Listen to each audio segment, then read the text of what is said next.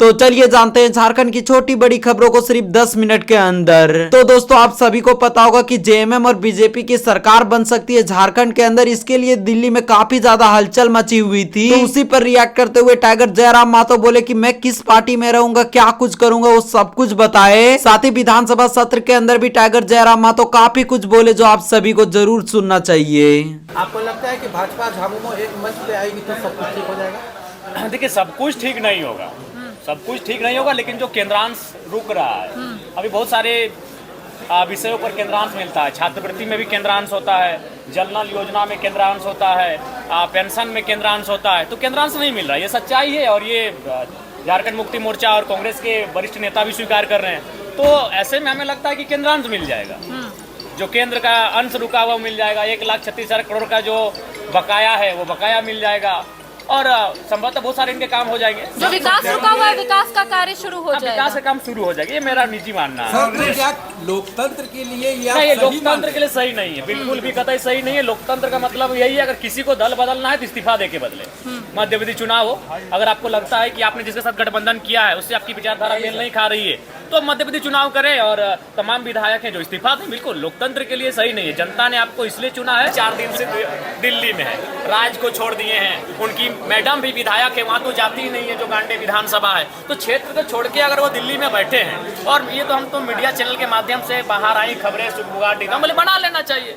छोड़िए, ऐसे भी पहले भी ये रहे बनाए हैं, तो जब उप मुख्यमंत्री थे माननीय हेमंत सोरेन जी तो बीजेपी के साथ इनकी सरकार बनी है, तो बना लेनी चाहिए अगर वैसे हो रहे तो। मैंने ऐसा कहा। क्या गठबंधन में आप ही हिस्सा होंगे क्या? नहीं, हम जहाँ हैं वैसा ही रहेंगे हम लोग। ये लोग अगर सरकार बना लेंगे तो हम लोग को तो और बहुत दूर रहेंगे जी, तो और मैंने आगे चले जाएंगे। तो इसलिए मैंने ये इसलिए कहा कि चूंकि खबरें बाहर आ रही थी और नहीं होता है तो सरकार को कम से कम केंद्र से समन्वय स्थापित करना चाहिए। ये सच्चाई है कि केंद्र का जो अंश मिलता है राज्य को, इस राज्य के साथ सौतेला व्यवहार हो रहा है। इस बात से हम भी सहमत हैं कि झारखंड राज्य के साथ दिल्ली में जो बैठी एनडीए की सरकार है सौतेला व्यवहार कर रही है।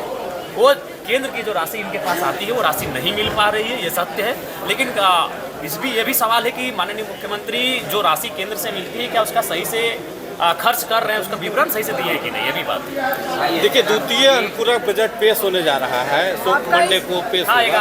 11,000 लगभग तो सरकार की इसके पहले अनुपूरक बजट पेश किया था, तो आप इसमें कितने संतुष्ट हैं? दूसरे अनुपूरक बजट पेश किया जा रहा है। देखिए, अनुपूरक बजट पेश कर रहे हैं, हम उस निर्णय का स्वागत करते हैं क्योंकि अभी राज्य को बजट की आवश्यकता है। राज्य के सारे निर्माण कार्य अधूरे पड़े हैं, सारे कार्य पेंडिंग है, लेकिन उस बजट में किस प्रकार से खर्च हो पाता है, किस प्रकार से उस बजट का संग्रहण हो पाता है, ये भी संविधान।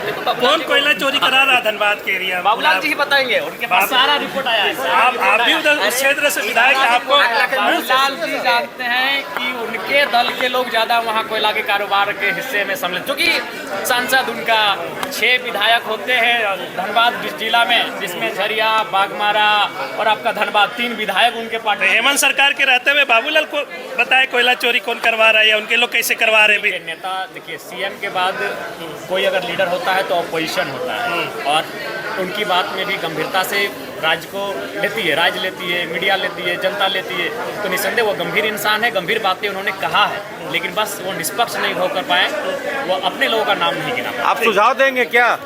लाइव चल रहा है, लाइव जी, मैं उनको सुझाव दूंगा, मैं उनको लिस्ट भी दे दूंगा। माननीय सदस्य श्री जयराम कुमार महतो। धन्यवाद अध्यक्ष महोदय।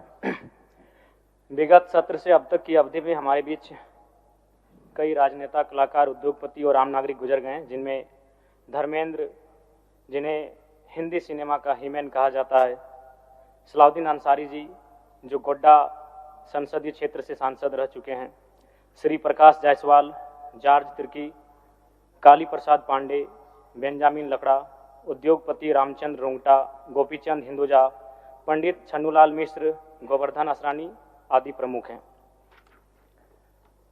झारखंड ओलंपिक संघ के वरिष्ठ उपाध्यक्ष आईएएस अधिकारी बीसी ठाकुर,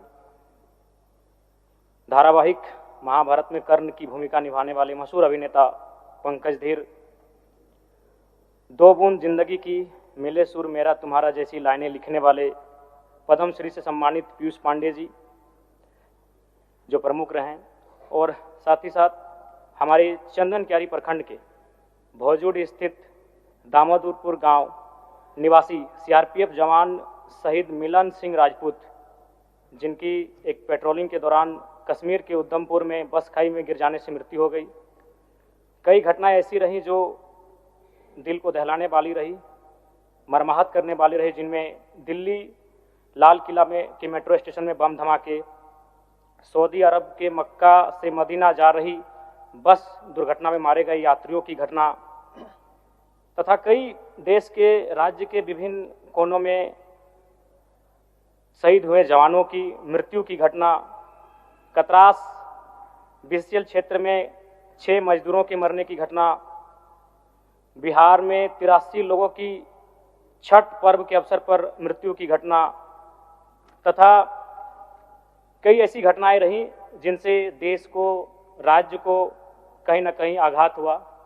और जो लोग इन घटनाओं में मारे गए उन्हें मैं श्रद्धांजलि अर्पित करता हूं। साथ ही अध्यक्ष महोदय, हालांकि अभी अनुपदान ने उस विषय को रखा, विजय कुमार महतो मेरे ही विधानसभा के हैं और मैंने पत्र के माध्यम से सभी विभागों को लगभग पत्र लिखा, एमएससी को लिखा, केंद्र मंत्री को लिखा, जो विभाग के मंत्री हैं, राज्य मंत्री को भी मैंने लिखा, संजय यादव जी बैठे हैं, मैंने उनको भी पत्र लिखा है, गिरिडीह के कलेक्टर को, डिप्टी कलेक्टर को मैंने पत्र लिखा है। सही बात है, 40-45 दिन हो चुका है और विजय कुमार महतो का पार्थिव शरीर नहीं आ पाया है। बहुत ही दुखद घटना है, मात्र 25 साल का नौजवान था अध्यक्ष महोदय। तो मैं सरकार से आग्रह करूंगा और साथ ही मैं एक आग्रह करूंगा कि विगत मात्र 15 दिनों में सिर्फ मेरे विधानसभा से लगभग 15 से 16 प्रवासी मजदूरों का निधन हुआ है। अभी 2 प्रवासी मजदूरों का शव आया है अध्यक्ष महोदय, एक राजस्थान से आया है और एक किसी अन्य राज्य से आ रहा है। तो ये समस्याएं बहुत ज़्यादा बढ़ रही है। तो मैं सरकार को यह भी कहूँगा कि इस पर एक विशेष कमेटी रखे, जो प्रवासी मजदूरों का शव अगर आ रहा है तो उनका शव जल्दी से जल्दी हमारे राज्य में आए, हमारे गाँव में आए और उन्हें एक आर्थिक मुआवजा भी मिले। मैं इससे सरकार से ये मांग करता हूँ, जिनमें अभी दिलेश्वर महतो, मनोज कुमार महतो, छेदी सिंह, लालजी महतो जैसे लगभग 15 के आसपास प्रवासी मजदूरों का डेथ हुआ है, जो विगत मात्र 15 से 20 दिनों में।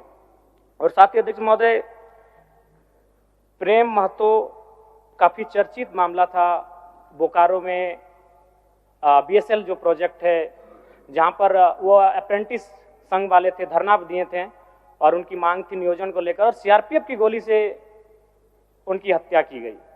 मैं उस परिवार और प्रेम कुमार महतो को भी न्याय मिले। और साथ ही साथ बीसीसीएल की मानसिक प्रताड़ना से शिवशंकर महतो और जादू महतो ने भी अपने पूरे बॉडी में आग जलाकर आत्महत्या किया था अध्यक्ष महोदय, उस परिवार को भी न्याय मिले। मैं ये आप सबसे, आपके माध्यम से सरकार से मांग करता हूं। और साथ ही पुनः जो लोग हमारे बीच नहीं रहे, मैं उनको, उन सभी को श्रद्धांजलि अर्पित करता हूं। उनके परिवार को इस दुख की घड़ी में, इस शोक पीड़ा को सहने की शक्ति मिले, मैं ईश्वर से ये प्रार्थना करता हूं। धन्यवाद अध्यक्ष महोदय।